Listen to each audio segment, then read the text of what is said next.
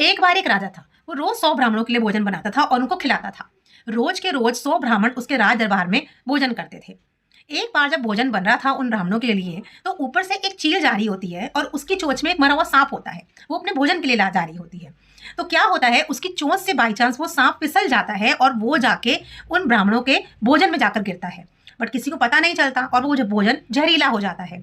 अब जितने भी ब्राह्मण, जो कि 100 ब्राह्मण उसके घर वहां पर भोजन करते थे, 100 के 100 ब्राह्मण मर जाते हैं वो जहरीला भोजन खाने से। अब इस बात को लेकर पूरे गांव में, पूरे राजमहल में, पूरे राज्य में हाहाकार मच जाता है कि राजा ने 100 ब्राह्मणों की हत्या कर दी। पर राजा को तो इस बात का पता ही नहीं था। तो जब वो बर्तन लास्ट में खंगाले जाते हैं तो पता चलता है कि उसमें एक सांप होता है, जिसकी वजह से भोजन जहरीला हो गया था। लेकिन किसी को कुछ पता नहीं था, इसलिए राज्य में पूरा हाहाकार मच जाता है। राजा की बुराई भी होती है।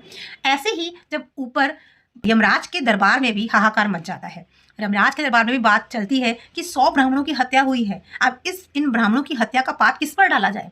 तो दरबार में बात चलती है। कोई कहता है कि राजा पे इन सब का पाप डाल दो, तो यमराज कहते हैं कि राजा का क्या कसूर? राजा तो इन सब बातों से अनजान था। राजा तो बेचारा खुद इतने पुण्य का काम करता था, रोज 100 ब्राह्मणों को भोजन करवा के। तो राजा तो इन सब में इंक्लूड नहीं है, राजा का कोई कसूर नहीं है। तो कोई कहता है कि चील पर इन सब का पाप डाल दो, तो यमराज जी कहते हैं कि चील का भी क्या कसूर? चील ने तो खुद अपना भोजन खोया, उसके मुख से तो खुद सांप निकल के चला गया और उसने अपना भोजन खो दिया। अब कोई कहते हैं कि सांप पे इसका पाप डाल दो, तो यमराज जी कहते हैं कि सांप का भी क्या कसूर? सांप तो खुद मरा पड़ा था, उसको तो पता ही था वो कहाँ जा रहा है।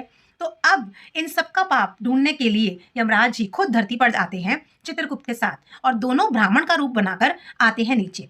अब राज्य में कोई दो लोग बात कर रहे होते हैं आपस में, तो ये जो ब्राह्मण होते हैं दोनों, ये आके उनसे पूछते हैं कि भाई वो राजा का दरबार कहाँ है जहाँ पर रोज ब्राह्मणों को भोजन कराया जाता था? हम भी वहां पर जाएंगे, हमें भोजन करना है। तो वो दो लोग क्या कहते हैं? वो दो लोग कहते हैं कि हाँ हाँ जाओ, तुम भी जाओ, राजा तुम्हें भी मार देगा, जैसे उन लोगों को मार दिया ना, उन ब्राह्मणों को मार दिया, तुम्हें भी मारेगा जरूर राजा।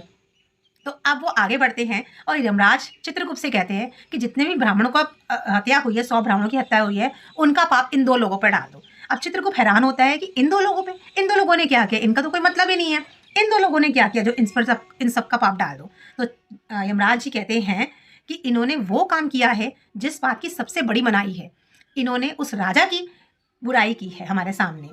इन्होंने उस राजा को गलत बताया जबकि उस राजा का कोई कसूर ही नहीं था। इन्होंने उस राजा की निंदा की है जबकि उस राजा का कोई कसूर नहीं था, वो कुछ भी नहीं जानता था।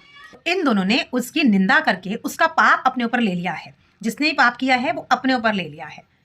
तो इस कहानी से हमें क्या पता चलता है? इस कहानी से पता चलता है हमें कि हमें निंदा नहीं करनी चाहिए, क्योंकि हम अगर किसी की निंदा कर रहे हैं तो हमें नहीं पता वो इंसान सही है गलत है।